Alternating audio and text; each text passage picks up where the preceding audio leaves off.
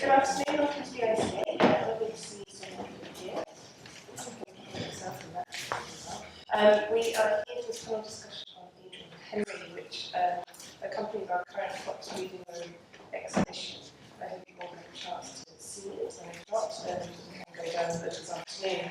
This has been curated by Catherine Marcangeli, who we have with us today. Thank you so much. Who has also drawn together this literary panel of speakers who will run through before handing over to our chair. Is Bryan Biggs, so the artistic director of Bluecoat Liverpool. Our speakers are Heike Roms, musician, poet, Tate Research Fellow of Gilbert, Catherine Marcangeli will be kicking things off with a presentation, the writer Barry Miles, Professor of Performance Studies at Aberystwyth University, Heike Roms. Thank you all so much to our speakers for joining us today, but you coming, and I shall hand over. Okay. Thank you very much. It's a bit of a sense of deja vu here, because I was chairing a very similar symposium last September in Liverpool, where the exhibition was shown originally at the Exhibition Research Centre at Liverpool University. And it was virtually the same panel, except we had two absolute stars from the scaffold. Any of you old enough to remember the scaffolds, Hits, Lily the Pink, and Thank You Very Much, for those wonderful songs they did in the 60s. They were on the panel, and it was fascinating to hear John Gorman, who was at the time described as a postman with Dadaist leanings, reminisce about taking part in his very avant-garde performances in the basement of what is now the Everyman Theatre in the early 60s with Adrian. It's fascinating. But equally fascinating was Mike McCartney, because he's Paul's brother, talking about dancing with Martha Reeves and Vandellas in his house in Heswell in the 60s. So we might get some of those other anecdotes tonight. I hope we don't just stick on the path of just Adrian Henry, because he's well embraced so many other orbits, if you like. So as I say, this exhibition downstairs is a smaller version of a large show that was staged at John Moores University as part of the Liverpool Biennial last year, curated by Catherine Marcangeli, who I'm going to hand over to in a minute. I just want to say a bit about that show, and I think it's, although it's a much smaller display here, I think you get a sense of what the exhibition in Liverpool was trying to do. It reflected in a very vivid way Adrian's pivotal position in Liverpool's cultural life from the 1950s to the mid-70s. Those of us who knew him know that his influence carried on much beyond that as well. The show also demonstrated the multidisciplinary nature of his art, embracing poetry, painting, performance, music, critical writing, a total art practice in which each discipline had equal importance and were often combined. And the exhibition almost also made a compelling case, as I think the show downstairs does, for Adrian as the first person to introduce happenings, events as he called them, to UK audiences in the early 1960s, creating a specifically Liverpudlian variant of the happenings emanating from New York at the time. He also produced the first book in this country to map the history of performance and installation art in 1974, positioning the work that was taking place in such hotbeds of experimental performance as Bradford, Cardiff, Liverpool. I mean, you wouldn't think this when you read the history books, it was all happening in New York. Well, in this country, it was happening in Leeds, exactly. And it was part of a trajectory of international time-based visual art that started with Dada and Cabaret Voltaire in the early 20th century. It's appropriate that we're here in the ICA today because Adrian had a long connection with this institution. He had a solo show of his paintings here in 1968, the same year at this venue that he participated in Michael Christo's play I Wander, which was about one of Adrian's heroes, the poet Guillaume Apollinaire, as well as the comic exhibition called The Spirit of Comics. A year earlier, Adrian had also been part of Art in the City at the ICA, an exhibition based on the book by the same name by John Willett, which was the very first serious sociological study to look at art in a single city. That city was Liverpool. And it's sort of come full circle now because I'm employed by the Bluecoat in Liverpool. The Bluecoat commissioned John to do this study, which ended up being this wonderful book published in 1967. So if I can just outline the format for today.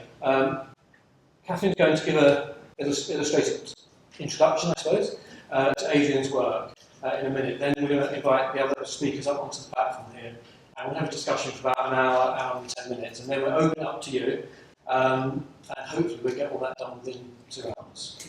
So So, Catherine, would you like to come and do your bit? Thank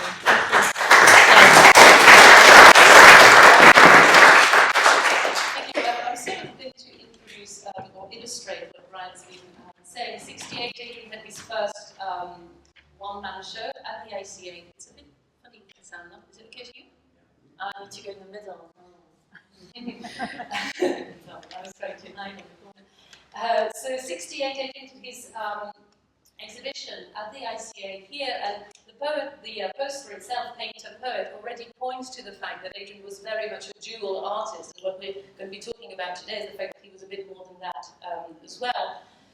He trained as a painter at Newcastle with Richard Hamilton, Victor Passmore and others, and his early work is very much pop, a kind of darker pop, as we'll probably have an opportunity to discuss later, from Omo packets to plastic daffodils that came in Omo packets.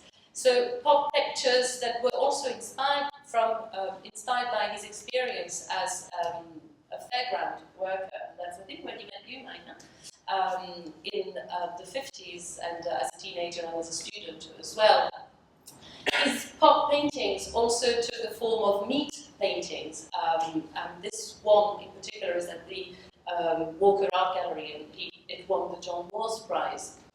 So a painter, but also, of course, a poet. Adrian was best known as part of the Liverpool Poet trio who published the Mersey Sound in 1967. The anniversary is coming up soon. So the kind of poetry that was very popular, contemporary, irreverent, and fun, as well as quite serious.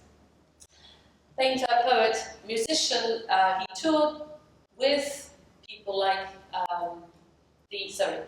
Led Zeppelin, and their first album was produced by John Peel.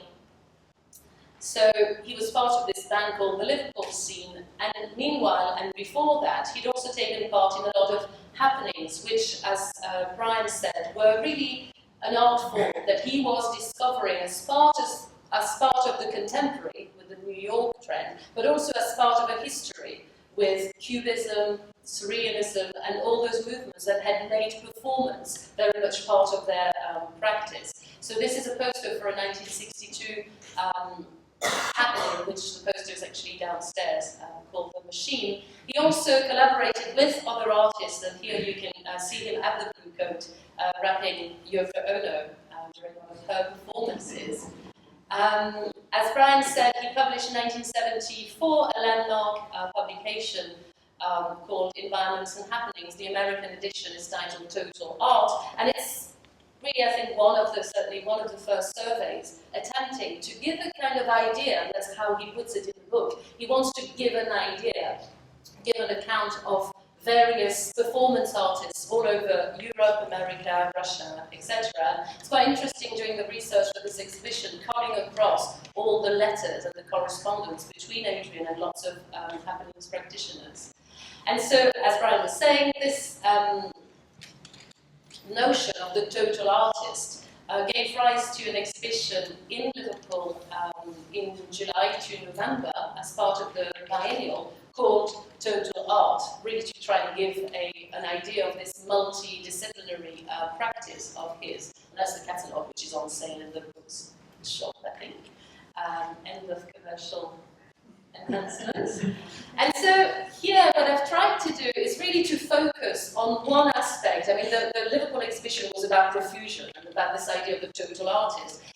Here, what I was trying to think of was, what are the ingredients that enable Adrian to produce happenings? And one is performance poetry, but also poetry performed to music. And the other one is collage, and we'll talk about that, I think, a little bit later as well. So the idea was to try and show that from this poetry scene and this live poetry scene, which is documented in the exhibition, arose a scene, or it was part of a scene which united artists, painters, the art schools just down the road, from all sorts of bars and all sorts of music venues. So it associated painters, poets, musicians, and all sorts of interesting and eccentric characters. For example, John Gorman, as you were pointing out. So the exhibition includes one of Brian Patton's, that's young Brian Patton in the corner there. One of Bryan Patton's first journalism piece. He was a budding reporter, a cub reporter for the Brutal Times and the Wallasey Chronicle and Combo as well. So he talks very early on about this scene, this poetry, live poetry scene. This is a shot of the exhibition in Liverpool, which really included a lot of posters, some of which, like this one, are included in the exhibition here.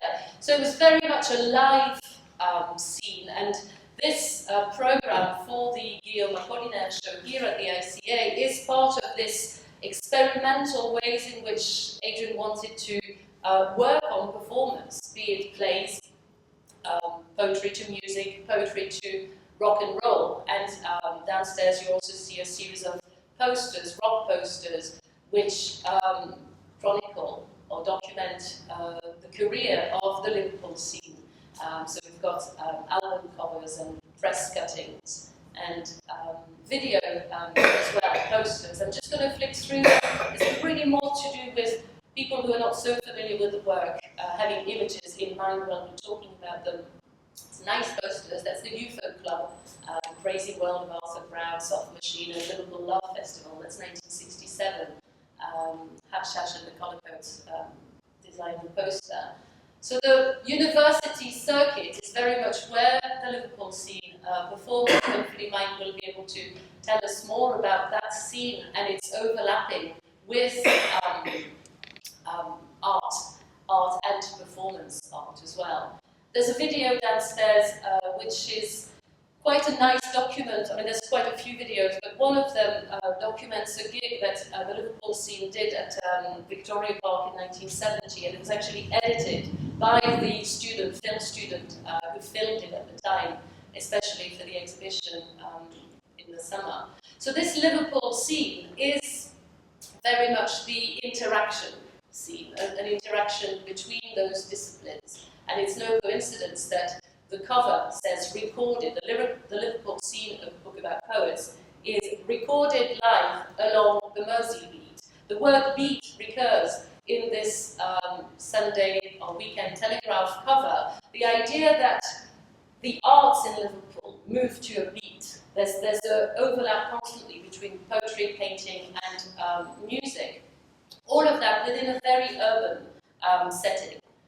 So city is part of what was one of the themes that I explored in the show in Liverpool. It's really to try and show that just like the poetry, the painting drew on the city, and drew on the city in order to adopt and appropriate fragments of it, either commercial images or neon signs or fragments of graffiti, or just fragments, pieces. And the idea of this exhibition here is to try and show that there's a kinship between assemblage and collage and happenings. Happenings being, that's the vitrine that tries to make that point, happenings being happenings taking place in a setting which is already conceived as a kind of assemblage, an assemblage which includes people. And that's what Adrian said about happenings, is that they're an event which includes all the things that you can't stick into a collage, and that includes people, smells, sounds, etc. So this is the first happening called City, which includes people like Roger McGough and Pete Brown, the poet. And so you can see how the set itself is a kind of collage that tries to reconstitute the modern environment, the city. And a mixture, as always in happenings, a mixture of poetry, painting, art, performance, surprises, unpredictable sounds, in particular the sounds of city noises were recorded and played on tapes. And the city is very much at the heart of the poetry as well. This is a 1968, 69 book called City, which really on the cover itself says what the new experience of these new artists is about. So city and popular culture.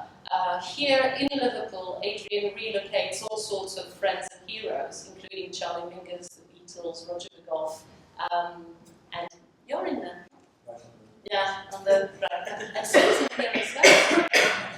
Not in that one.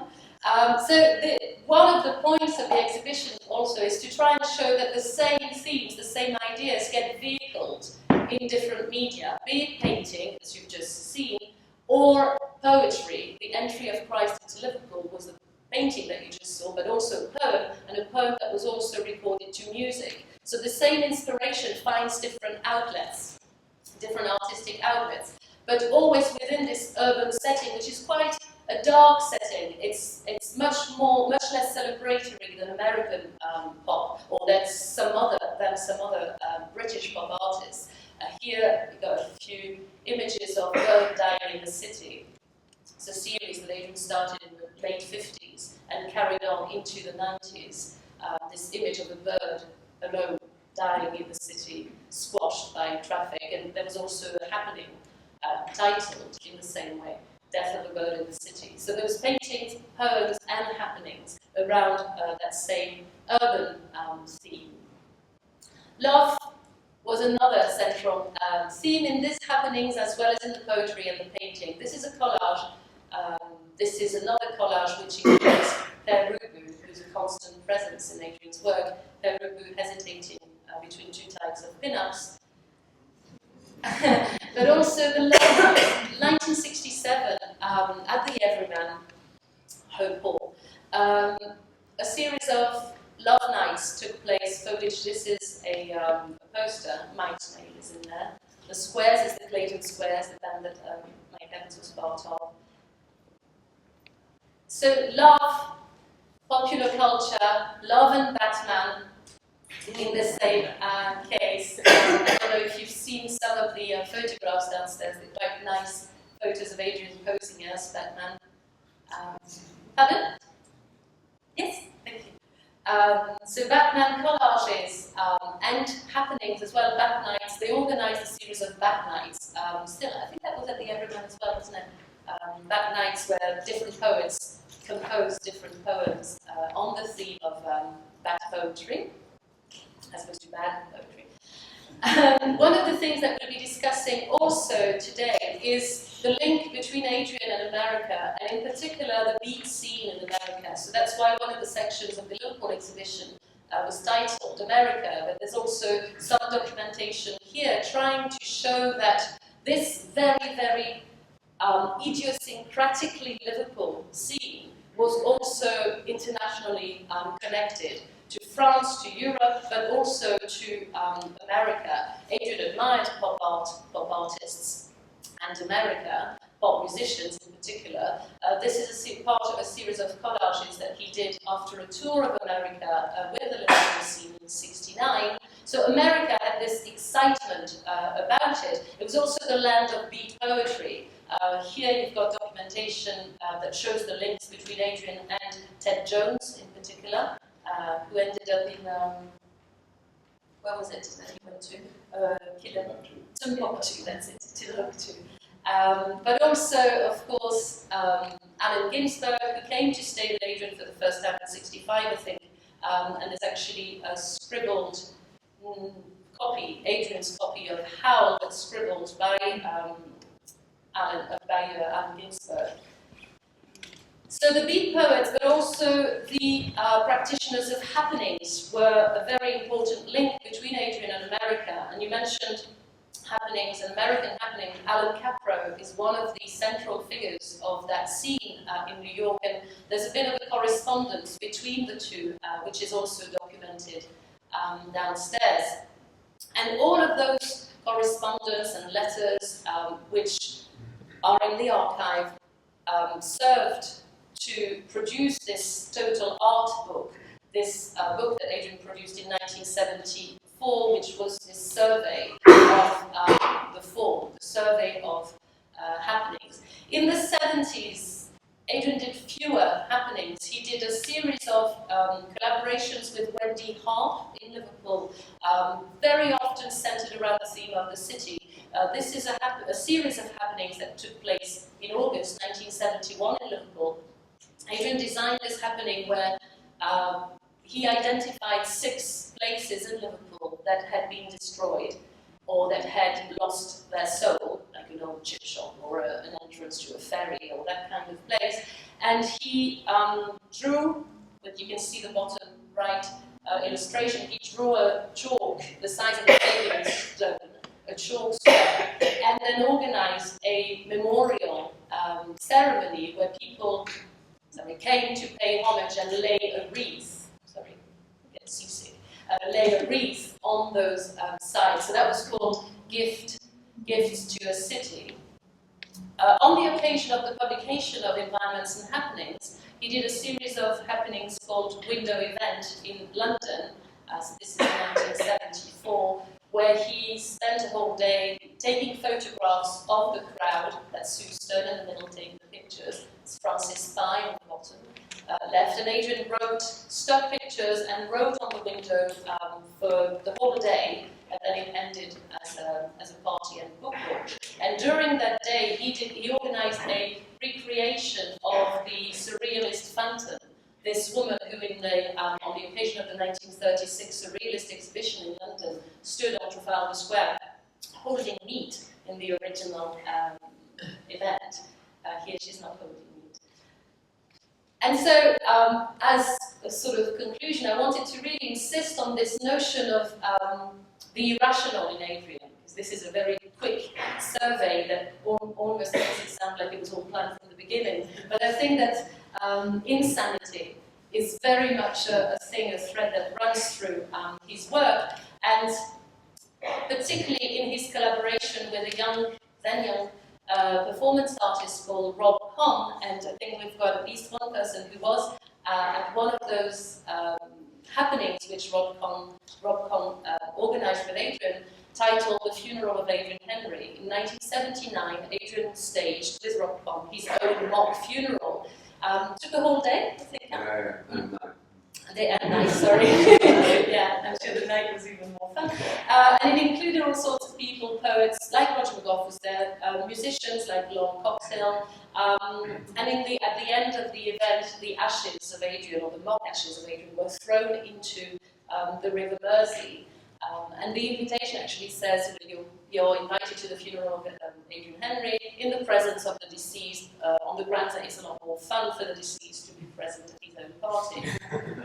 And so this insanity streak is something which is also present in his affections and almost devotion to the figure of Ubu, this character who we might actually talk about a bit later. Adrian translated this play by Alfred Jarry. He also acted the part of Père Ubu, which was like a victorious and glorious alter ego. And so I'll stop here and we'll maybe... Thank you. Good. That's the quick survey.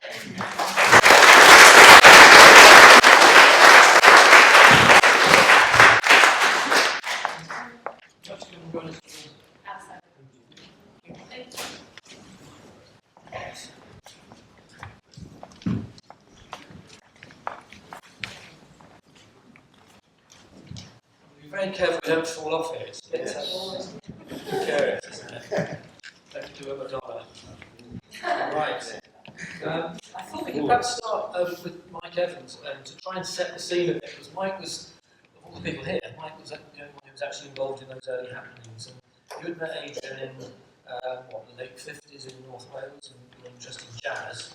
And then when you were in Liverpool together, you were involved in the poetry scene and the music scene, of course, as a Lake Squares, and basically the Liverpool scene itself. But can you just describe that coming together of these, what seem to be irreconcilable forces of Mersey beat, avant-garde poetry and art?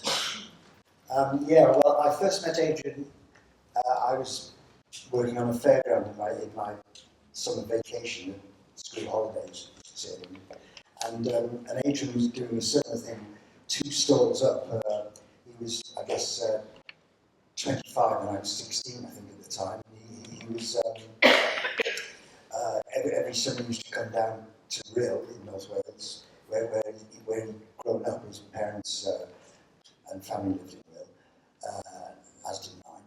And we met on the fairground, and even then Adrian was, in a curious way, a bit of a showman, because he had to be a bit of a showman, a fairground barker to run the scene. He had a stall which involved knocking down cardboard cats from the a cardboard wall with the aid of catapults, and people were invited to have 3 shots for 6 months. And Adrian had this great sort of fairground delivery where he'd say, come on now, if you come from Wigan, you can have a big one. This one was like, frankly, helpless actually. I remember he said, oh, hello, Mrs. Where'd you get those jumps with the bumps in the front? And this kind of thing. So there was a lot of sort of repartee that came into this fairground nonsense. Anyway, we cut a long story short, we met in that environment and struck up an immediate friendship because Adrian was absolutely obsessed with jazz, as I was, and the beat poets who I just kind of discovered. This is in 1958. The beat poets I just discovered, and Adrian knew a bit more about them than I did. He was a painter, which of course was fascinating in itself, and so I started hitchhiking up to Liverpool and staying at his place and going to jazz concerts and what have you. So, and Adrian then was still primarily a painter. First of all, abstract expressionist paintings, and very soon it was clear that Jasper Johns, Robert Rauschenberg, people like that were having an influence that was coming in, as Catherine pointed out. There were collages started to come in, and pop art, even though it was called pop art as far back as 1958, but there was Omo packet images and that stuff that we saw on these on the presentation just then was gradually coming into his work. So it's had a mixed media element to it from when I first knew Adrian. And then, in fast forwarding slightly, in 1962, I remember Adrian said to me, "Would you like to take part in this event we're organising?" He said, "Like event with a small e," he said. And I said, "Oh, yeah, what's that?" He said, "Well, I don't know if you read about these happenings in New York." He mentioned Alan Caprow and Jim Dine. And I said, yeah.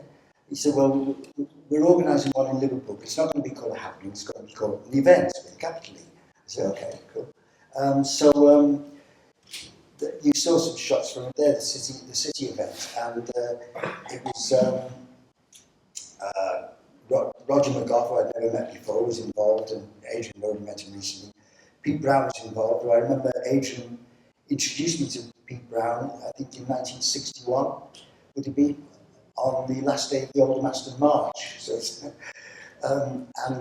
Pete came up for it, and Adrian had draped around the audience were within a kind of painting, and Adrian continued creating this painting while the thing was going on, so he was actually physically creating an environment in which the audience sat while Roger or people were reading poetry. I was tutoring away occasionally on the saxophone. There was a lot of tape music. I remember it was before I started using live bands. There was a lot of tape music involved, which from what I can remember was mainly Charlie Mingus, or Charles Mingus as he preferred to be called. So it was generally mixed media.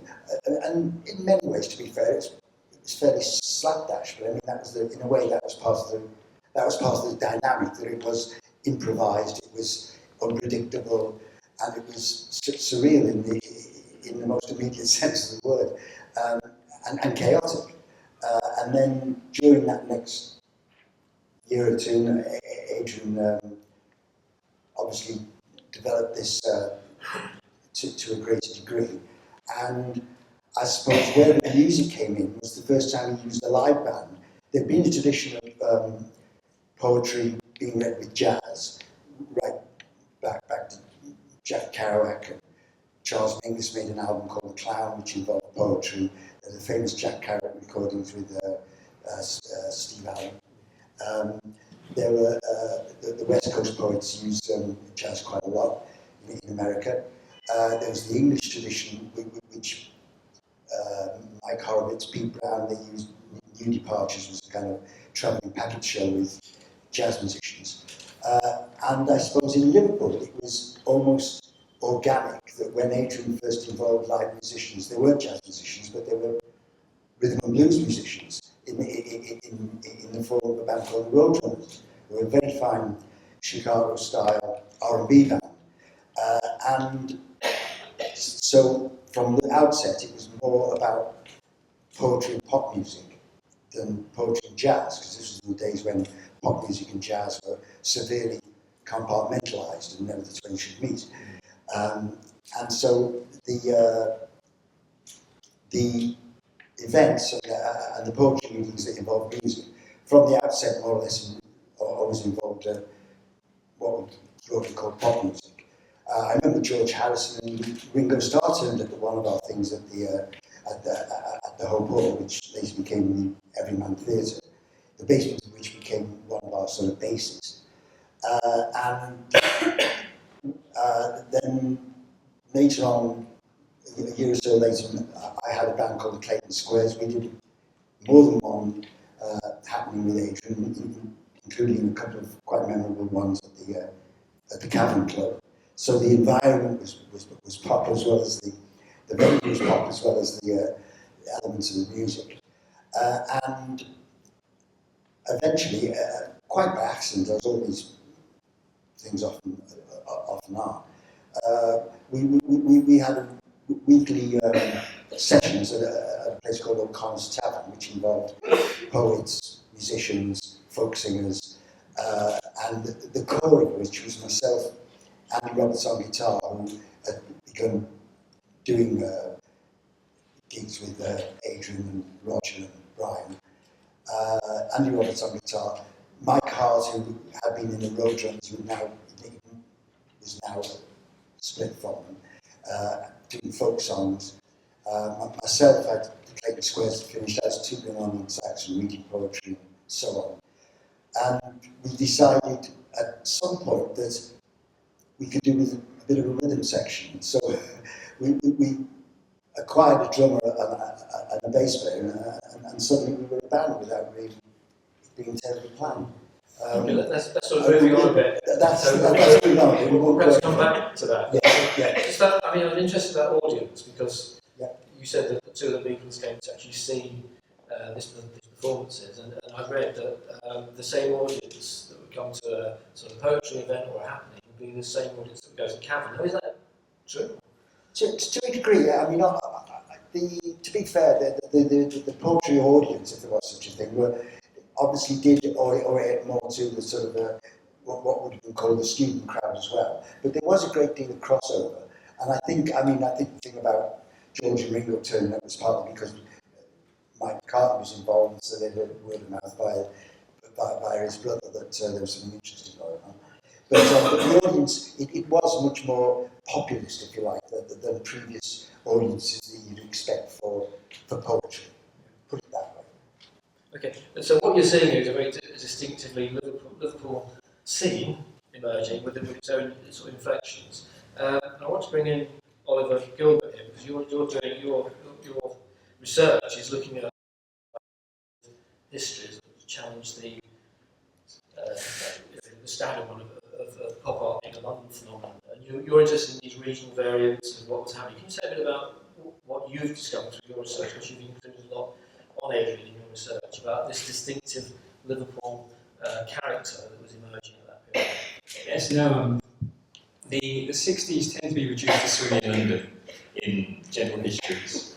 And in the vein of Adrian's 74 book, I was interested in sort of periphery stories, regional narratives, in an attempt to break away from this singular idea that we all carry in a sort of heartbeat reality of Swinging London. And it's what I discovered when looking at Adrian was a whole different kind of view, not necessarily pop art. I mean, I would even propose that there's sort of a northern neo-realism school which sits sort of akin to a continental movement, actually.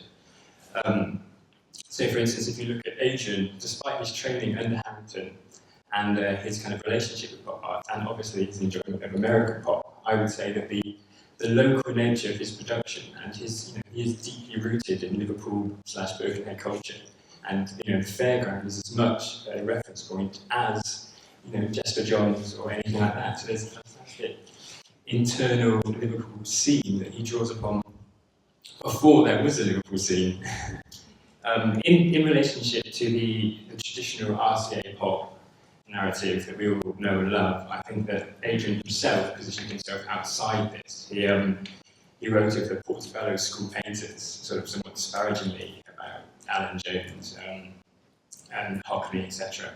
And so I think there's an active positioning with him to move away from that school and to establish an alternative school with pop art with a relationship to pop art, as seen in The Happening, but also relations to various other very local regional expressions. The Clayton Squares become aestheticised as a pop artwork, which is very interesting because,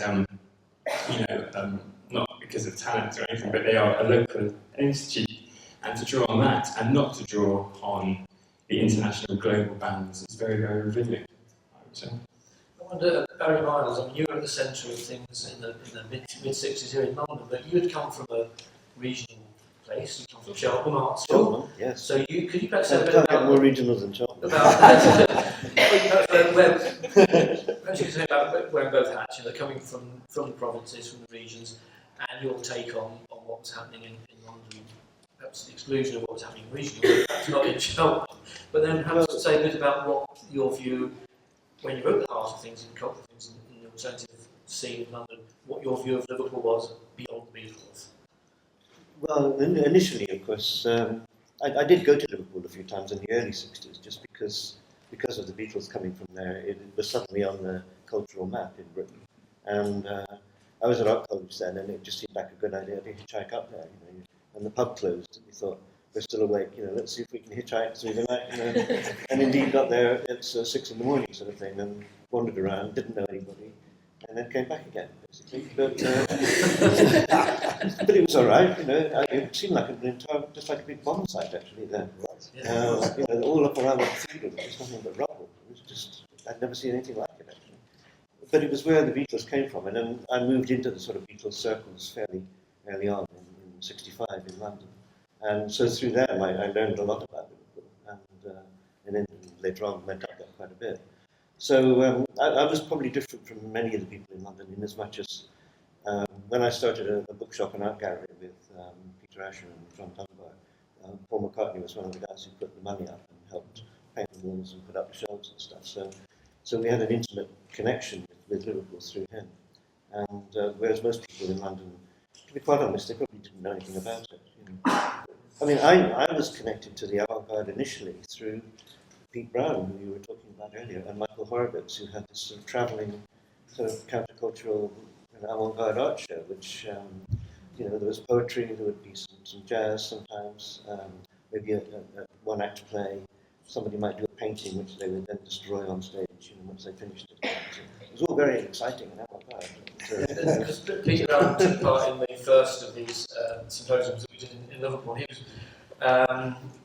remembers it very clearly, coming to Liverpool, being absolutely bowled over. I think it was Spike Hawkins who he met at the Beauty Jazz Festival. Oh, yeah, famously met him in a hedge. In the hedge. Yes, he was sleeping in a hedge. Sleeping in a hedge. And he said, you've got to go to Liverpool, it's the place where it's all happening. And this is actually before the Beatles had made it big. So there was obviously something going on, I suppose, trying to tease out, if you might, what was that coming together of these different things that made it? Was it the place itself? Well, I mean, obviously, post-Beatles, that had a lot of attraction. It was on the map, as Miles said, but previous to that, historically, Spike Hawkins and a guy called Johnny Byrne had a sort of weird poetry agreement with Horowitz and Brown, that they take the north and Horowitz and Brown look after the south. And so they the poetry mafia. That's right. So they hitchhiked up to Liverpool. We hitchhiked everywhere in those days. They hitchhiked up to Liverpool and actually founded, venue-wise, the whole Liverpool poetry scene, in the sense that they set up the first readings at a place called Streets, and then it moved to Samson and Barlow's.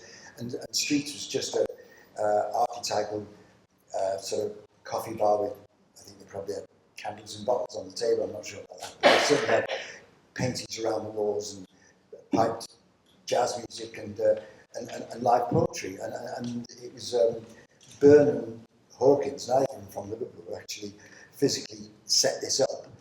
which then became the venue for where Adrian first met McGough, for instance, and Brian Patton, the cover reporter of the Bluecoat Times, first hit the public. And so, in fact, and I remember Hitchhike was a great thing because Brown used to come up because he had his foot in both camps, and he'd hitchhike and arrive in Liverpool at like 3 in the morning, and Adrian he lived in a basement. He'd hear footsteps coming down. Used to tell me, hear footsteps coming down into the basement, and this voice going, "It's me, Brown." And he'd go, "Oh no." Brown's like 3 in the morning, having the chat up from him. So yeah, that was a great day. Can we perhaps talk about the American influence of the Beats? Because obviously Pete would regard himself as a British Beats poet. Adrian discovered the Beats, you discovered them, not so much as you were. Would you say about something about the importance of Ginsberg in particular to what became the musical scene? Yes, I mean, it was very hard to get Beat Generation stuff in Britain. I remember sending away to City Lights Books in 1960 for a catalogue, so I could buy the stuff direct from the publisher, because there was nobody in Britain stocking it, even though, oddly enough, City Lights Books were all printed in Britain at the time. They were not distributed here. So I remember I sent off to Lawrence Ferlinghetti, because I thought I knew he owned the shop, and I got like a postcard, with just a typed list of the books they had for sale, and on it, in fact, was On the Road, 35 cents, very reasonable. The Drama Bums, a couple of books, a couple of folders by fold-outs by Bob Kaufman, the Communist Manifesto, I remember. And Howl was more expensive, it was 50 cents. So I managed to raise $2. In those days, you had to give money in the post office, and after about 3 weeks, you finally got the $2 came in the mail, and then I sent them all to the States, and I got back all these wonderful books, and they were the kind of things people would borrow. They would do if you owned one of those books, they would do the rounds. It was absolutely each one was read by 50 people probably. And then when Ginsberg came to London in 1965, he had met Tom Mashner, the chief editor of Jonathan Cape in Cuba. In fact, that was part of his summer travels. And he initially stayed with Mashner up in Hampstead. But Alan quickly found that the sort of Soho scene was much more interesting. And he'd been given my name by Ed Sanders from the France and the Peace-Side Bookshop in New York. And came in one day and immediately moved into my place, because as he said, living out in Hampstead was like being out in Queens. It was this lovely Georgian house, but he would prefer to stay in my scuzzy basement, because it was literally just the other side of Trancross Road. And we put on a poetry reading of Alan. I immediately asked him to do a reading in the bookshop I was managing at Better Books. And we didn't even put up a notice. I mean, it was just packed to the gills. There were people outside, you had to have the doors and windows open, and people were listening through the windows. And it just became, everybody was there, as I said. Andy Warhol was there, Andy Sedgwick, and Donovan, and all the sort of London gang somehow had found out. And it was on the strength of that we put on the big outdoor poetry reading in 65, in July 65. And I think Catherine is right, that Ginsberg went to Liverpool on the recommendation of Robert Creeley. Yeah, I think that Creeley had been recently and pointed out that it was quite a lot of good fun to be had, and quite a good poetry audience as well already, because the poetry scene was already quite well established by then. It started around 1960, so he went up for quite a bit, stayed with Brian Patton first. Yeah, Creeley read at Sanson and Barlows there. That's it, yeah. And Alan came up and stayed, first of all with Patton for a couple of nights, and then he stayed at 64 Canning Street, where Adrian lived on the top and I lived on the ground floor. And Andy lived somewhere kind of communal. And Alan stayed there for about 3 years. He did about 5 nights in Liverpool, I think. And he did a couple of readings. He did a couple of readings. I missed both because I had gigs. But I missed the readings, but I spent a lot of happy hours with Ginsberg in the daytime. It's kind of chaotic, which I won't even repeat now, but they're quite bizarre. Were you there when they did this expedition to near Everton, and he saw the sign, Billy Blake is fan, and he saw it as a sign that, That's the right. Messiah. That's right. Yeah, I was with my William Blake. That's right. Exactly. Were you there? That's right. I remember Adrian told me that. Well, That's great. But as a result of that, That's Adrian right. actually wrote a poem That's dedicated to Allen Ginsberg called Yeah. The Daughters of Albion, which That's is, right. Yeah. includes that quote, Billy Blake is fab, and mixing pop music with William Blake and with Allen Ginsberg. I remember And Adrian. Ginsberg mentions the Clayton Squares in some of his poetry as well. That's right, he did, yeah. I remember one afternoon we were at the cabin because we used to rehearse in the cabin after the lunchtime sessions. And we were in the cabin, in the cabin office, which was next door to the actual club. And Alan got engaged in conversation with a couple of drummers from various groups. And I went out to do something and came back in, and they formed a circle sitting cross-legged on the floor, which Alan had obviously instigated. And they had the little symbols, Did they have their clothes doing on? his doing his tantra, his karma, and he had these Liverpool sort of hairy-assed beat musicians sitting in this circle doing this karmic tantra, unbelievable. So apparently He could people be were very asking persuasive. after him for weeks after Yeah. all these local drummers and all these That's right. musicians. Yeah. Because all right, I'm late Yeah, from New York. Yeah. Is that right, Tim? Isn't he? Yeah. Good laugh. Catherine, you described Adrian's happenings as a combination of his performance poetry and his collage work. Can you elaborate a bit on that? Perhaps you might want to come in with some more technical details of what those performances were like. Yeah, well, that's really very much how Adrian himself described them, and that's how Capro himself, when he talked about the ways in which he got to happenings, he very much saw that as a logical development from his work in collage and assemblage, and it's almost like you're producing a three-dimensional version of what you usually have in 2 dimensions on a sheet of paper. And so for Adrian, it was all the more necessary to include the oral and combine it with the visual. And it's partly as a reference to Capro, and I know that he read a couple of articles that Capro published in the late 60s, but it's also, he was fascinated by the futurists and the ways in which they combined poetry with noise poems, or Kurt Schwitter's with the Dadaists. He was enamored with Kurt Schwitter's and this notion of the Merz art, the idea that you could do poetry and painting and events and sound poems and things that were called sonata, which were just a series of bam boom bang kind of onomatopoeia. And so he had that to draw on as well. And I think that one of his talents certainly was the way in which he could get excited about lots of different things and see connections, and then convey the connections to other people. Certainly, recently I was talking to Roger McGough, and he was saying, you couldn't really see what the fuss was about, and then Adrian would tell you about it, and suddenly it become obvious. And I think that that's the kind of things that he was interested in, was making connection between artworks and between what they could bring you, and then what it would enable you to bring to other people as well. But yeah, you were there. So There seem to be certainly 2, I think there were Catherine, 2 performances happening. One called Bomb, and was one called the Black and White Shirt. Black and White. Yeah. And obviously there's politics in both of those. One about, as you said, you met on the end of a CND march, didn't you?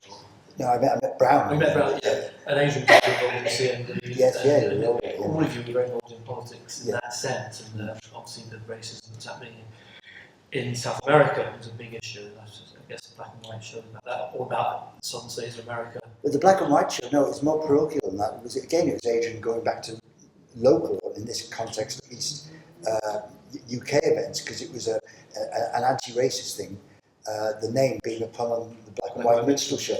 Yeah. And so it was as much about race relations in Britain and apartheid, of course, because the movement against apartheid was at the time, and the situation in the American South, because it was in the middle of the civil rights struggle. The Civil Rights Act had just about happened at the same time, but there was still a lot of problems there, as that film Selma illustrates.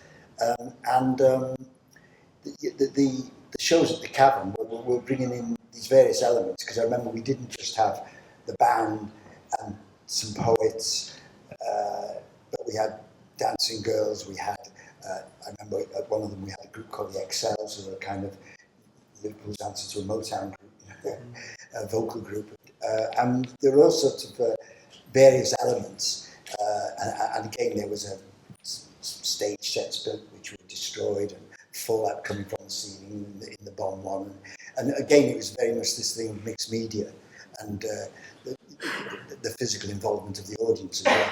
And in the black and white show, were the audience asked to go into different directions? That's right. They were given segregation. They were given tickets as they came in, one which was black, one which was white, and they had to sit in separate sections of the audience. It was like this here. This is the Cavern stage. And that's still being the black used. ticket with there, and all this That's white still ticket what they're with there. doing in the Apartheid Museum in Johannesburg. Oh, really? When you go into the Apartheid Museum, you either go left or right. Right. And so it's that way of making you feel physically Yes. what it is that you're being talked about. That's like the Civil Rights Museum in Memphis, where they've got a mock-up of the bus that Rosa Parks was in Melbourne. And when you go into this mock-up of the bus, you're obliged to go sit at the back, whether you like it or not. I wonder if I could bring in Heike Roms, who's from Professor of Performance Studies at the University of Aberystwyth, and your specialism is in the history of Welsh performance. And perhaps we could talk about the work that Adrian was doing in the 70s, where he was developing the work, those happenings that he'd done in the early 60s into more what we can now call live art, I suppose. Can you perhaps talk about that practice in the early 70s? And I think we've got Rob Conn. Is it Rob Conn? No, you got me, but I can come in. Can you? Okay. Yeah, I'm another generation, Okay. so I feed off you guys. Well, like Oliver, my interest is in the sort of lesser known histories of the avant-garde and performance. And I've been researching the history of performance in Wales, so I'm not actually so much interested in Welsh performance art as really looking at what events were happening in Wales by both international artists and Welsh artists. And the kinds of things I'm really interested in is how did those things come about? How did artists learn about other artists' work? And that's part of what I'm really interested in terms of Adrian Henry, the whole way in which those first happenings emerged, the way he read an article by Caprau and then tried to fill the gaps through correspondence with Caprau. And I found it really interesting when Murray was talking about what one knew and didn't know about the beat poetry and how difficult it was to get hold of those. So those kinds of things really interest me. So Adrian Henry features really quite prominently in that history, because he was also, he was not just making the first or creating the first happenings in Liverpool, he was also quite heavily involved in first happenings elsewhere. He was involved in the first happening in Cardiff in 1965, which included him and also Roger McGough and Pete Brown. And he was I think he was also involved in the Edinburgh one, was in 1963. So there's a whole history of sort of yeah. So we can kind of trace the history of happenings actually through the UK, and Henry is always somehow involved or on the edges of this. So that's to me really interesting. But then when we come to the 70s, I think there's two things that then become really interesting about him, in my opinion. One is that he becomes incredibly influential as a mentor and teacher, I think. I don't think he was guest teaching in various art colleges, wasn't he? And I think he was in Wolverhampton, he must have met Rob as Rob Conn when he was a teacher. There's a slide where you see the 1975 Birmingham Performance Festival with Rob Conn, and Adrian was part of that as well. So he was a teacher, he was an examiner, he helped to really develop that young British performance scene as a mentor, I think. He was also very involved in the Arts Council panel that was funding this work. And so I think that can't be underestimated, the sort of impact that he had on the development and on the support of that work. But then also, of course, his book is really important as well, and that's part, I'm really fascinated by that. And it's really great to hear Oliver talk about that book and seeing that there's a young generation of scholars that are turning to this book now, because I think the book has never really been given proper proper appreciation. As you mentioned earlier, it was one of the first accounts, certainly the first British-generated accounts of that kind of work. And what's interesting about the history of that book, I don't know if you're all, I mean, we've seen images of it, but I've got a copy here, Environments and Happenings, and there was an American version of it called Total Art. I think it's the same book, but with a different title and different cover. And this is Thames and Hudson, World of Art series, 1974. And then 5 years later, Thames and Hudson, same publisher, publishes this, Rosalie Goldberg's book, Performance Art. And I think what happened is that Rosalie Goldberg, an American art historian, and so the same publisher decides, rather than reissuing Adrian Henry's book or developing it further, they just commission a different book altogether by a different author. And I think what's happened is that Rosalie Goldberg's book and version of events then really overshadowed Adrian Henry's. And it's really interesting to compare the two books and how, because there's a lot that they have in common. Rosalie Goldberg also is interested in surrealism, also is interested in Dada, traces a similar kind of genealogy.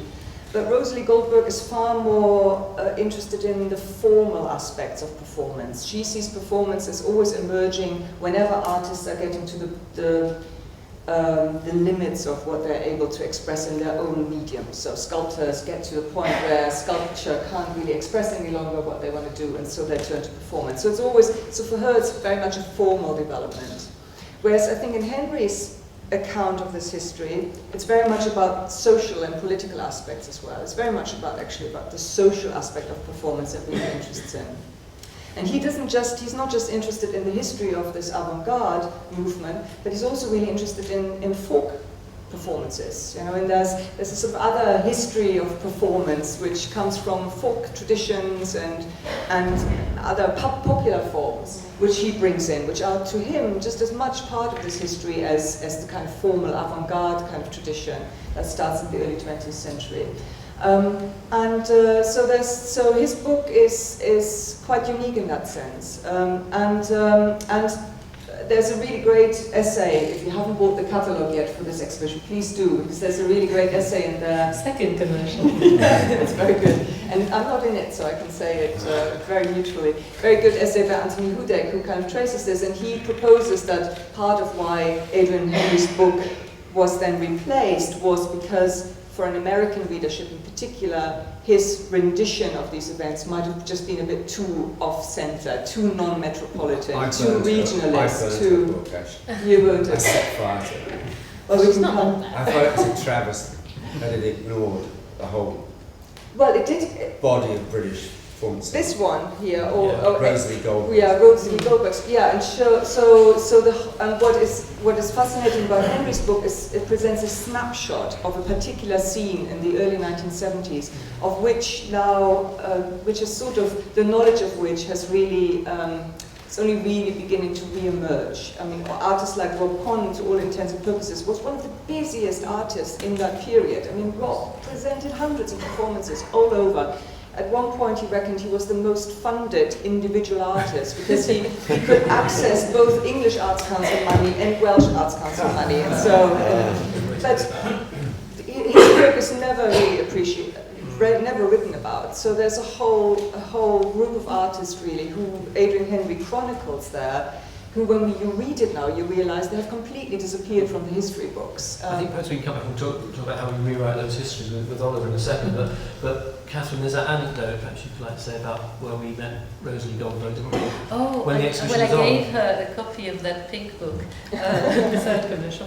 Yes, she came to a meeting of biennial directors at the Bluecoat a few months ago, and she just came to talk about the kind of happenings and performances and shows that she organises and helps fund with charity dinners and etc.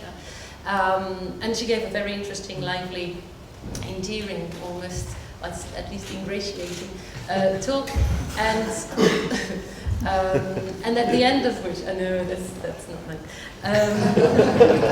and at the end of which I just gave her a copy of this, but I sort of said, well, that's something to fall asleep to on the plane, because I thought when she reads Anthony Hudek's essay about how she has made that narrative neat and ready for consumption. I think that that's what really his argument is that the reason that Thames and Hudson found it easier to promote that book and reprint it was because in that book she presents the narrative of happenings as a Hegelian necessary narrative. It was always going to be like that. It starts like this and it turns into that because of formal necessities, just like what you were saying. And of course then it moves on to that. And of course then Oldenburg moves on to this. And so it's almost making, too much like making sense of that history. And I think that I was rereading the book on the way down on the train, Adrian's book, and it's a bit of a mess. Yeah. And he goes, okay, and so in Russia they do this, and there's a very interesting guy in Romania, and there's a very interesting practice in blah, blah, blah, which really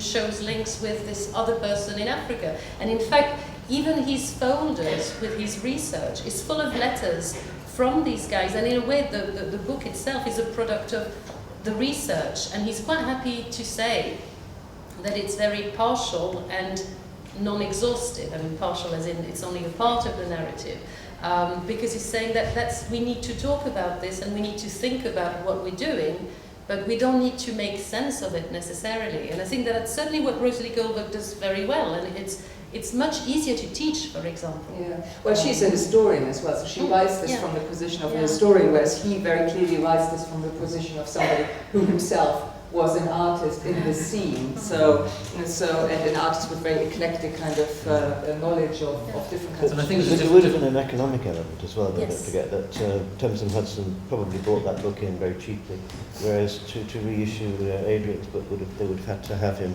update it, and it cost a great deal more money. So I would imagine it was from Myras simply said, let's buy it.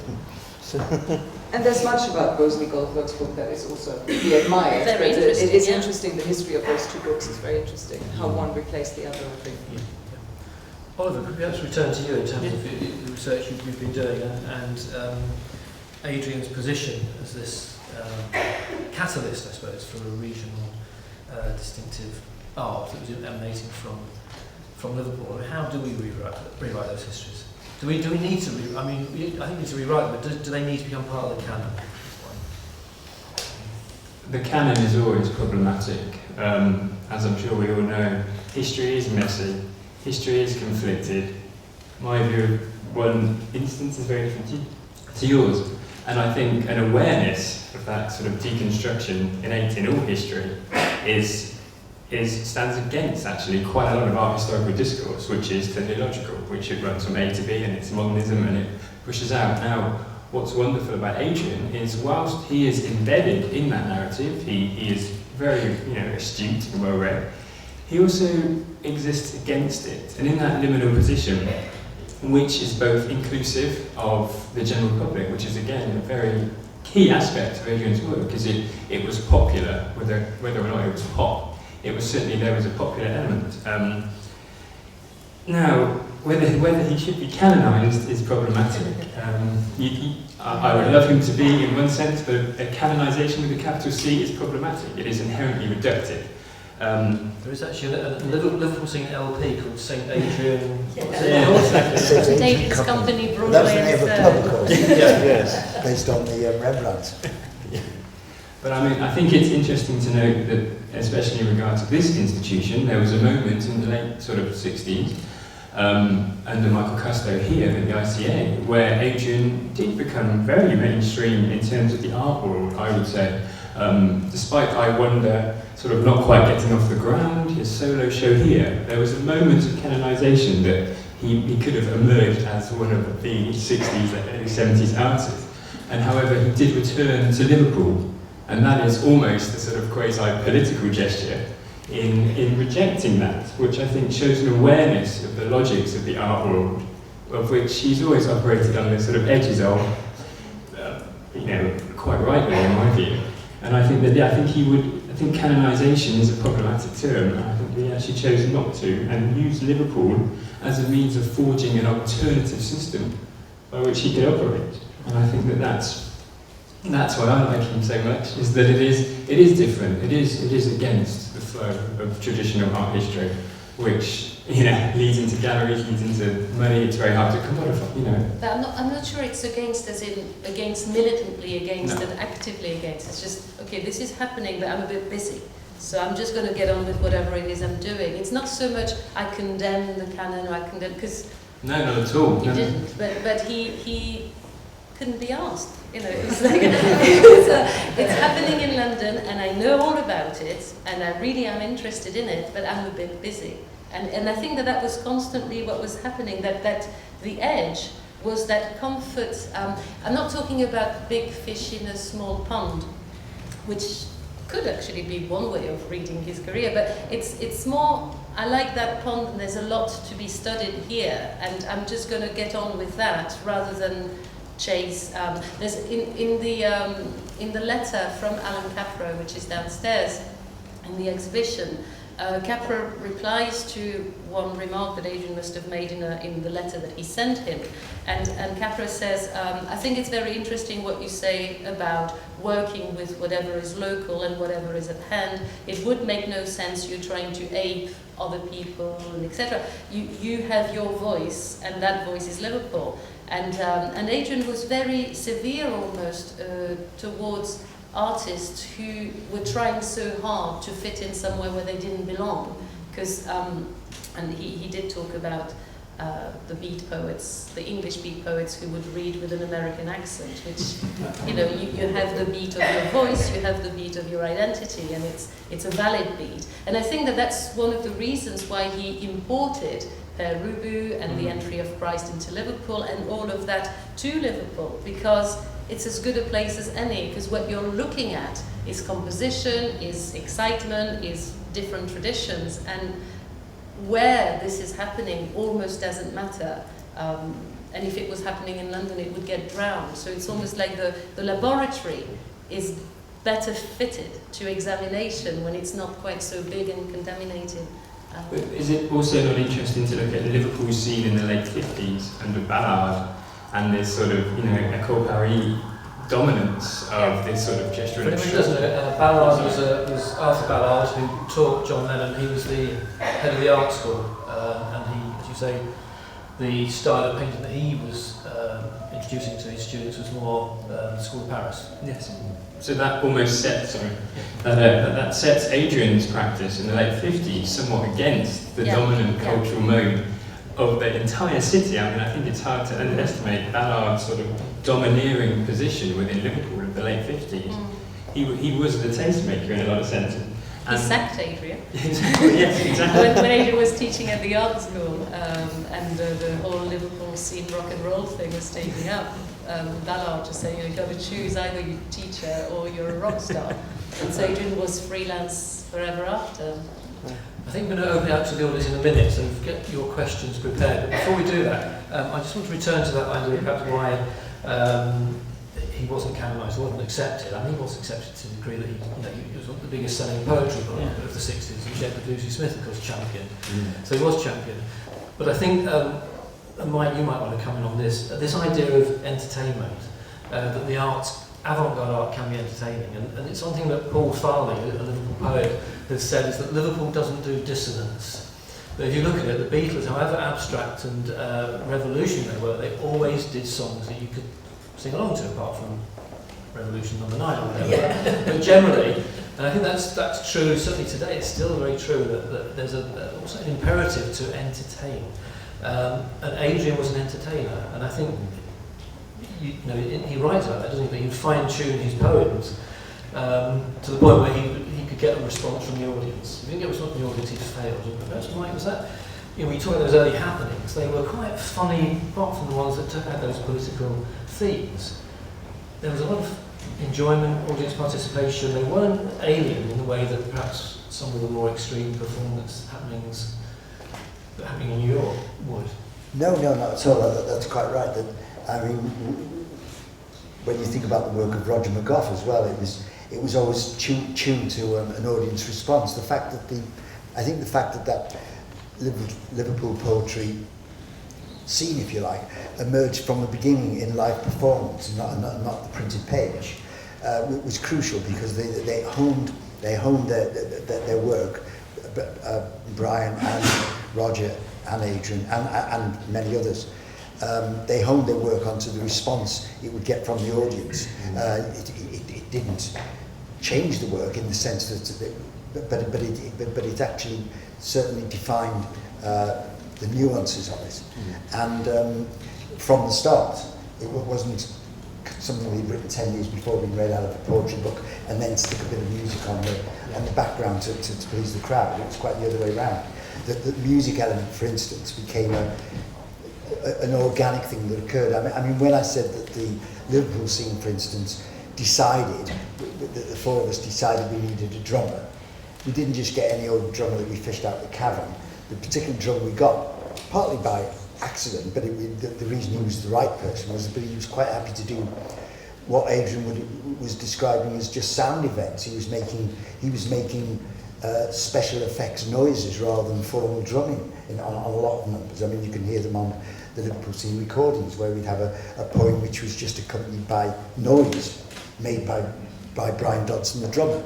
So he wasn't always being a drummer as such, but he was being a noisemaker. And going back to the Kurt Schwitters and sort of, if you like, artists in abstract noise that Adrian was very interested in, that was reflected as well. But at the same time, even though that sounds very grand and avant-garde, it was always in an environment where it was fun for the audience. Yeah. And it connected immediately. And you managed to entertain 250,000 people at the Isle of Wight Festival. Well, yeah. I mean, that's interesting, that idea that you didn't compromise those more avant-garde credentials, as it were, for entertainment, and yet they were a very entertaining band. Yeah, I mean, we did some things that purely came out of being on that in that rock and roll environment. There were some numbers, I'll call them numbers rather than poems, which were like the pastiche on the blues, the Fleetwood Mac, and there were various ones that were completely created out of that rock and roll environment that again connected to the audience who would get the joke or whatever it might be. But we still kept all the other elements as well. I mean, at the Isle of Wight, we did the rock and roll things, the Bobby and the Helmets and that stuff. But we also did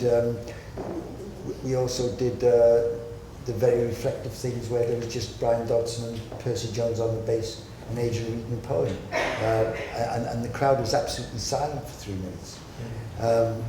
So it never compromised in that sense, even though, if you like, the more show-busy environment opened new doors. Right, any questions out there? I'm sure there are. Yeah. Right, front row. It's not really. Do you need the microphone for this? It's not really a statement. A question.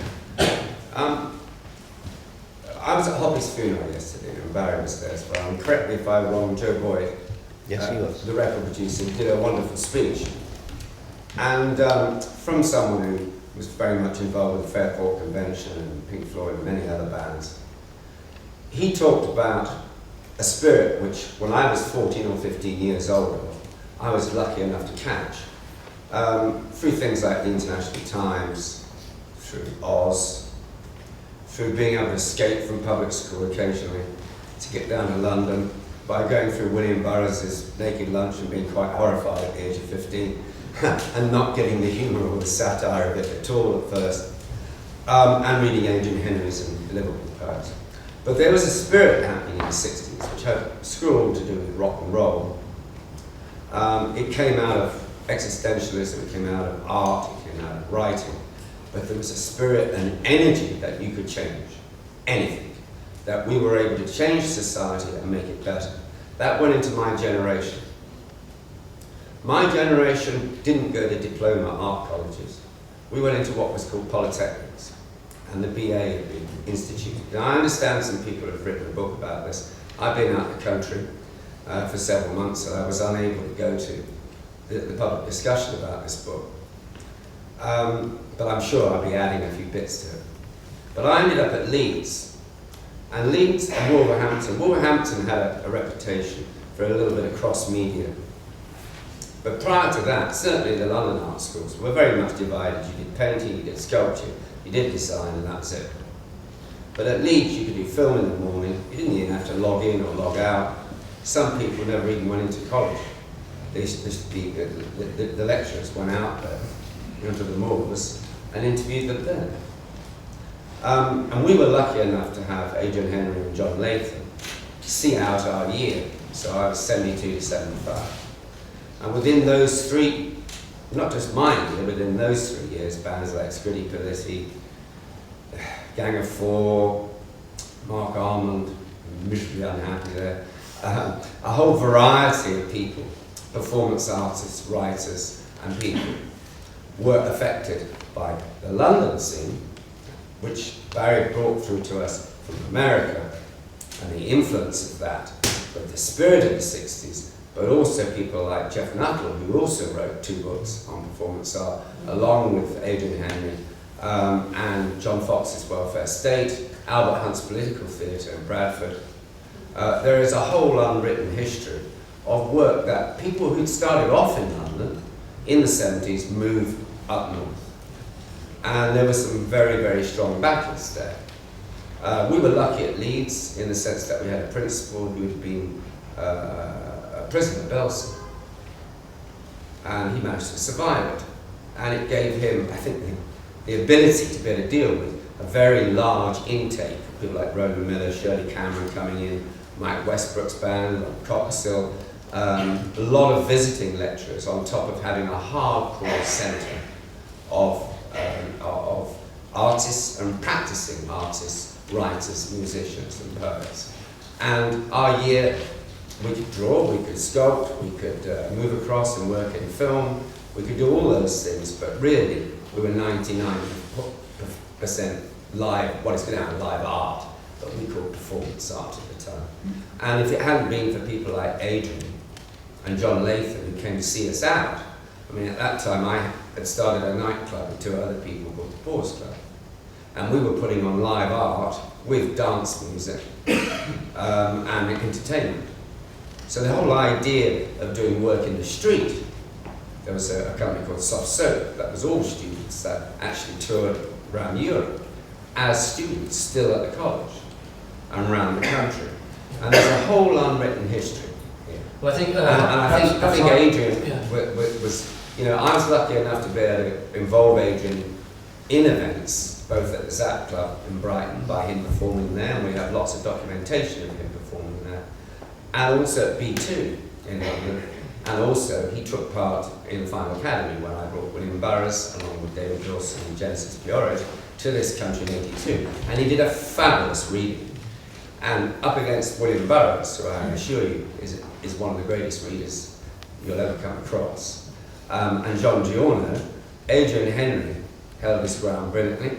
Jeff Nuttall promised me never ever to release the tapes because he drank far too much during the day. And as I'd been with him, I knew exactly what kind of state he was in. And I haven't eradicated them, but they're at the bottom of a very large hole in my archive. Okay. And we should possibly get together. Yeah. Well, Heike, perhaps you'd like to come back on that, the strength of that regional art school scene, because it's changed now. I mean, I think probably when you were at Leeds Art School, they had a show here, I think, in 1972. Yes, the ICA. Did you get Leeds Art That was School? Kevin Atherton. That was the year before, so it was Kevin Atherton and all those group of people came down here and had quite a revolutionary show, I think. Yeah, I mean, what happened, I think, well, there's a long story to how art education in the UK developed, but I think certainly around what's often referred to as basic design, of which Passmore and Hamilton were part, there was a sense in which those art schools in Newcastle, to which Adrian Henry went, in Leeds, to which you went, in Cardiff, where Tom Hudson was director of study, who was also part of this basic design group, they really were the sort of cutting edge of new art education. And I often think there's sort of traces of that you can find in the way that Adrian Henry thinks about the development of his work, because I think that idea that of a sort of almost organic development from 2D to 3D to 4D, that's already very much within Hamilton's notions of kind of organic growth and so on. So there's sort of little traces of that. He actually kept his students' notes from those classes, basic design. I think when you were looking at the archive, Oliver, you saw them. It really stayed with him that much that he kept it on time. And it's just really fascinating how those places, particularly I think Leeds and Cardiff, became sites where performance really took hold. And I think it has a lot to do with the sorts of institutional structures that those places established and the kind of pedagogies that were being enacted there. To carry on that point, actually, and within a Liverpool context, the introduction of the DIP-AD qualification changed everything, required staff to be better trained. It's about 1960. And they introduced the diploma in art design, and then the pre-diploma, which is where a lot of the fun stuff happened, I think, what I understand. And what's interesting in the Liverpool case is that Liverpool was down on staff members in the late 50s, and in about 1961, they had a call across the country calling on art tutors to come up to Liverpool.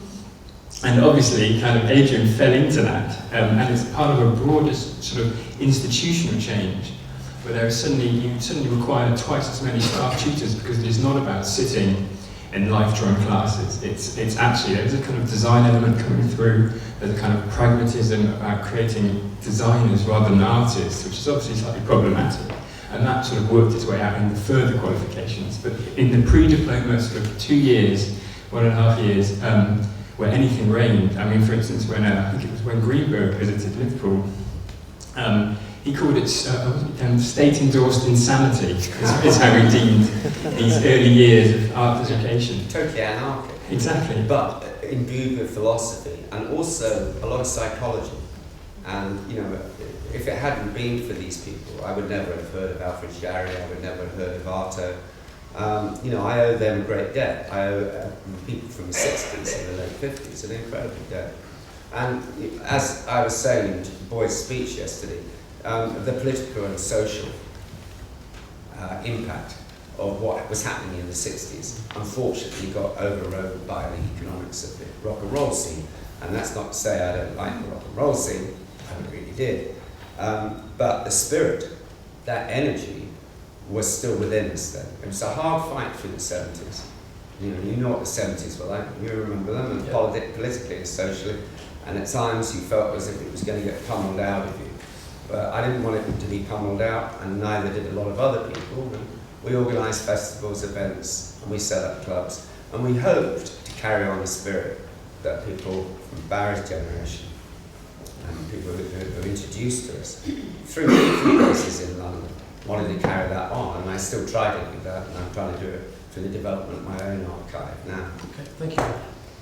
Questions? Thank you. I have a very quick question for Mike regarding the Isle of Wight performance. Some people yes, quick question for Mike regarding the performance of the Isle of Wight. Some people remember you playing once, others remember you playing twice. Playing what, twice? The Isle of Wight. Oh no, we played it once. Just once? Yeah, the Bob Dylan, was enough. 1969. There's actually downstairs part of the footage. On the Sunday or the Saturday, the third night, the day Dylan was on. Because Dylan was headlining, but because you were on in the afternoon, the film crew were there. That's right. So you got filmed and Dylan didn't. Well, I think it's part. Yeah, that's right. Because it ended up on Pathé.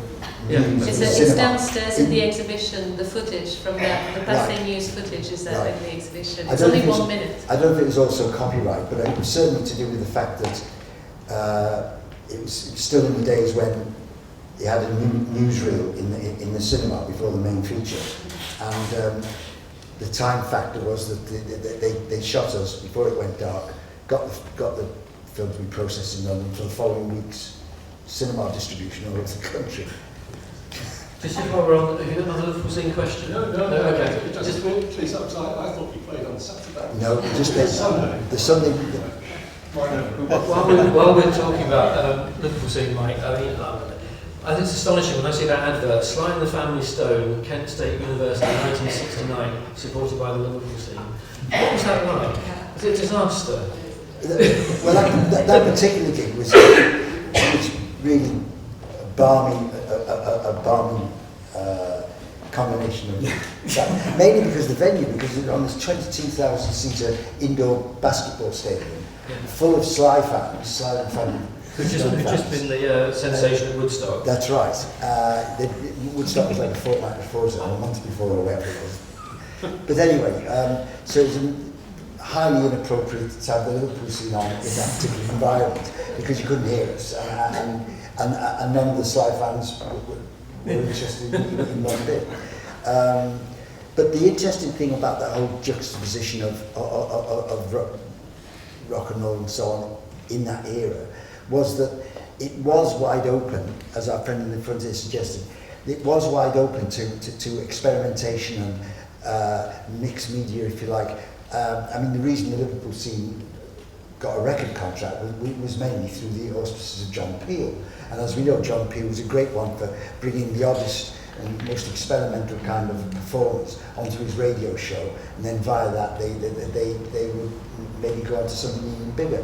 And there were all sorts of curious bands like Principal Edward's Magic Theatre and were performed, stroke dance, stroke poetry, whatever you like to call it. And there were lots of these little groupings, and the Liverpool scene was one of those, which couldn't be classified as a rock and roll band. But the environment then was wide open enough for you to appear on the same clubs as rock and roll bands, go on tour with rock and roll bands when we toured with Led Zeppelin, and it was open-minded enough for all these various things to be accepted by the same audience. Not at Kent State University, of course. Because Led Zeppelin were big fans of yours, weren't they?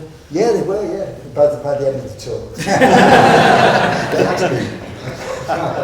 Any other comments? Yes. Thank you. I'm one of Adrian Henry's sisters, and we used to go to... Did you catch that? This is one of Adrian Henry's sisters. Lovely. Yeah. I used to go to Liverpool for weekends to various pop concerts. I can remember sleeping in the basement with the door with a dead bird on it. It was very creepy. It's still there. She used to write. So was this one of the Adrian Henry performances you went to? Well, it was I went to some of their concerts. Yeah. It was more like the Tamla groups and Chuck Berry and Richard. Yeah. I mean, the fact that Adrian was more open-minded, as Catherine suggested, to all sorts of unexpected areas of performance and art and popular music and so on. In those days when, as Barry acknowledged, jazz, rock and roll, folk music were all separate compartments and didn't really talk to each other very much.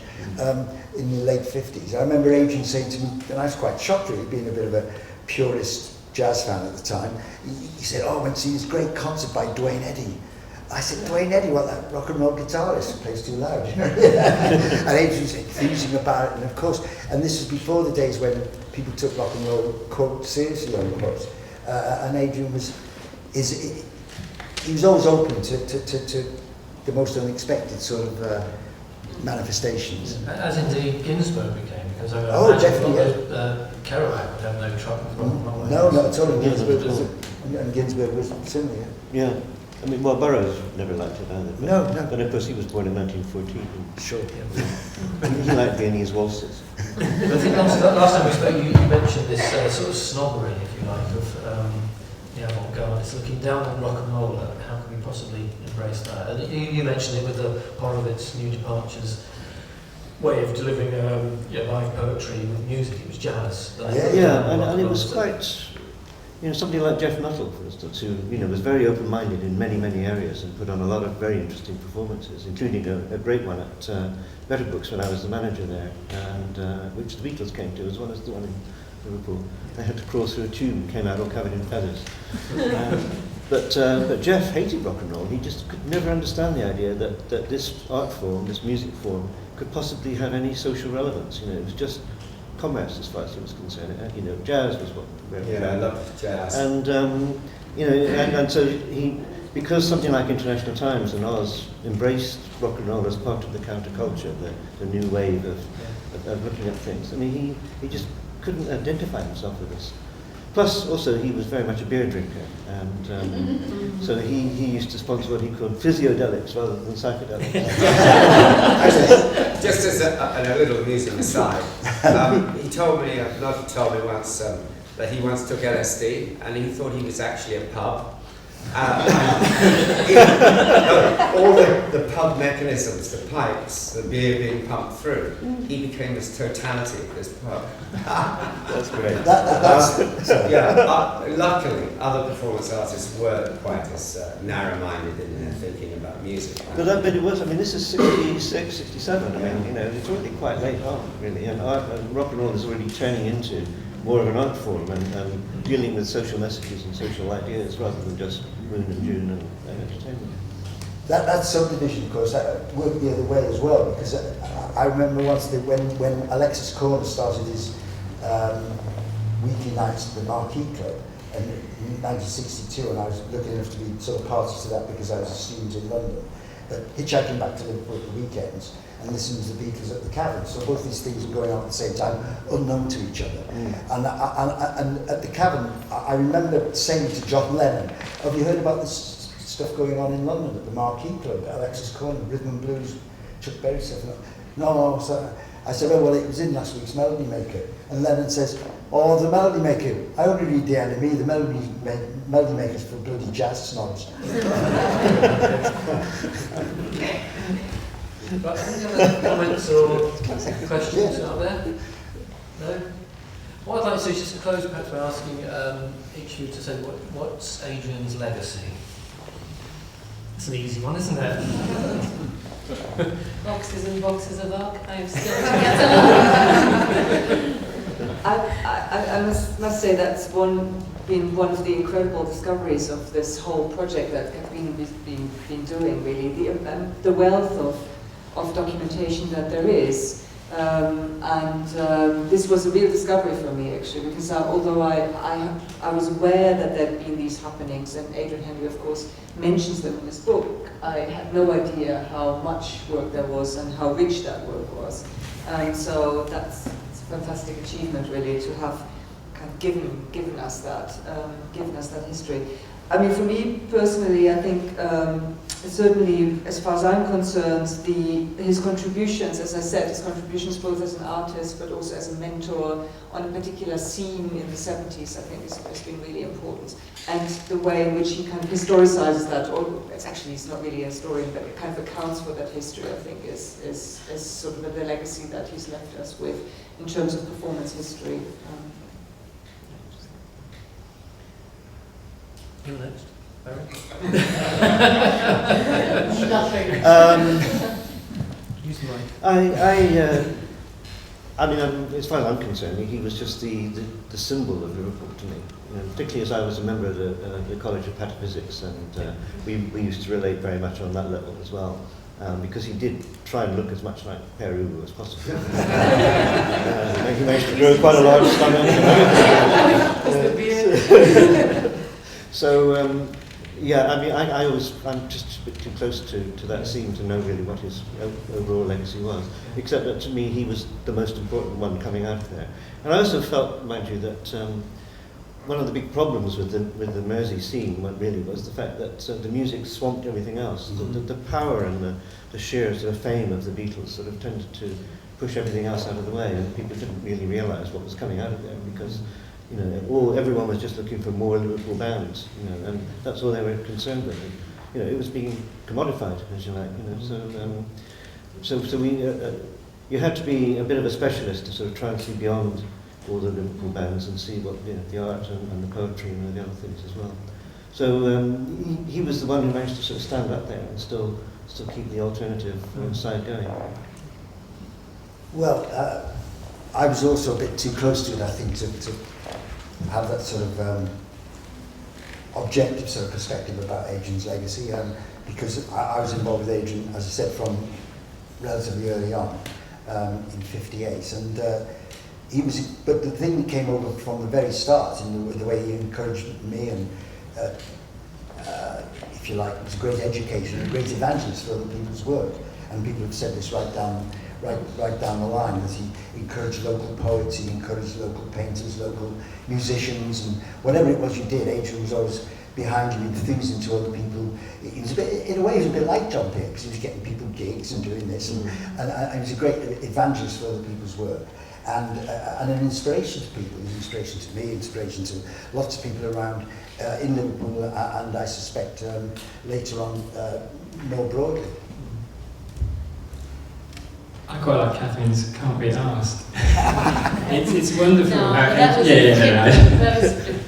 it's wonderful how Adrian can negotiate high and low, and not try to use either position as a way of asserting his own originality, transgressiveness, for want of a better term. The idea that Per Ubu is next to a Commons mustard sign, and they're not working within a certain logic of sort of transgressive pop art or whatever. It's wonderful that he can jump up and down and across the canon, through the canon, and I think that is quite rare. It's very rare in terms of, I think, the success of it. I think my legacy is this transcendental position across cultural history without pretension.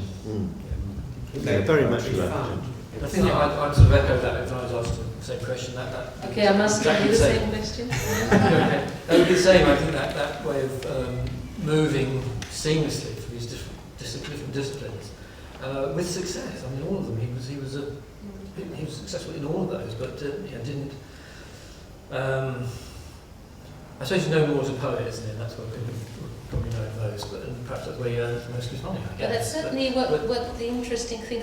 The interesting thing for me through the last 2 years of archiving and organising the bigger exhibition and this exhibition and the catalogue, etc., has been that not so much the realisation, but the confirmation that really the happenings was what was most radical about him, precisely because it was collaborative and it was ephemeral and it didn't matter that it didn't go anywhere. In fact, he rarely later on talked about his early happenings. They were just done, they had happened, and they were just part of things that he did. But retrospectively, and certainly having grown up to be an art historian, the relevance of that and the radical unpretentiousness of it at the same time is something that I found quite intoxicating almost. It's really exciting, and that's quite an achievement, like 50 years, 40 years, whatever later, to actually convey, when you look at just bits of paper in an exhibition at the ICA. Certainly for me, they still convey a lot of the excitement of an era, of a scene that was about collaborating with other artists and with other art. I think we need to point out as well that in the early 60s, all of these different art forms were very severely separated. I mean, the arts scene was entirely separate from the poetry and literary scene, and different departments in newspapers would deal with them, and there was just no crossover at all. So this kind of radical crossing over from different genres was far more radical than it might seem now. Well, much more. Yeah, it cost people, didn't it? Oh yes, of course. I mean, and most artists who tried to do that failed. I mean, somebody like Bryan Biggs, for instance, as far as the literature people were concerned, he was a painter. As far as the art scene was concerned, he was a writer. And so he never made it either way. And that happened a lot because of the way the arts society was structured. But I think that interestingly, Josie is here, and when you did the catalogue and the exhibition in 1985, Adrian Henry's, The Art of Adrian Henry, 86, you called it The Art of Adrian Henry, I think quite deliberately. You didn't say the paintings of or the work of it. It was, and you were probably the first one to recognise the juxtaposition of all that stuff that was going on, and that was the art of Adrian Henry. Was doing all that together was as much the art as the individual practices in painting, poetry, etc. And I think despite the fact that, as you say, it was all ephemeral to Adrian, he kept everything. Oh, gosh. And we have to be grateful not just to Adrian for keeping it, but also to Catherine for cataloguing it and looking after it and bringing it out on occasions like this, which are fantastic. And for those of you that didn't get to the Liverpool show, which was much bigger than this, loads to see, the book gives you a pretty good impression of that. I'm going to find a plug for it. And I'm going to thank everybody, Catherine, Heike, Barry, Mike, Oliver, and all of you for coming and Bryan, enjoying. and also the staff here who've been pretty amazing throughout, and that's Catherine Stout and Rosalie and Debbie and etc. Thank you very much. So thank you all.